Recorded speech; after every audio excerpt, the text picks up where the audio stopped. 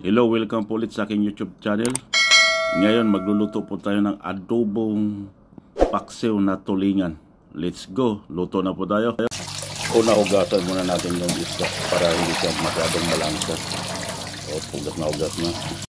Pagkatapos natin hugasan yung isda, yan, hihiwain ko ng dalawa para magkasya sa ating lutuan. Medyo maliit lang yung lutuan natin, kaya pinaghahati-hati ko sa dalawa ang isda. At ito lang yung ingredients ng ilalagay ko. Napakasimple lang. Sibuyas, ito bawang, ikakat ko siya ng chunks, hindi yung pinong-pino, para mabango siya habang pinapakulo natin yung ating paksiw. Ito yung ating luya, hinahiwa ko ng malapad. At pagkatapos natin hiwain yung ating mga ingredients, ay ilalagay na po natin sa ating munting lutuan. Ito yung bawang, luya, yun, ibibidings natin siya dito para habang kumukulo papunta doon sa isda, ina-absorb ng isda para mas masarap siya. Ayan na, at ilalagay na po natin yung ating tulingan. Ayan na po, naka siya, arrange. At ngayon lalagyan na po natin siya ng suka. Yun, tamang-tama lang po ang asim nito.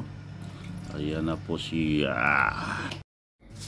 Ayan na po, titimplahan na po natin siya. Lalagyan ng konting asin. Huwag lang masyadong marami, baka umalat. At isusunod na po natin yung ating paminta. Ayan na, 1 teaspoon lang po siya. At ngayon isalang na po natin siya. Tatakpan po natin. Ayan na. At pinakuluan ko muna sa suka yung isda. At bago ko lagyan siya ng isang tasang tubig para hindi siya malansa. At isusunod na po natin yung ating toyo. Katamtaman lang din ang dami ng toyo. Baka masyado namang maalat. Parang adobo lang talaga siya.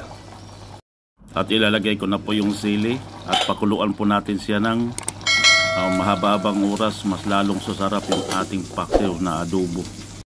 At hanggang dito na lang po yung ating video at sana natakam po kayo dito sa pinapanood niyo. Maraming salamat po.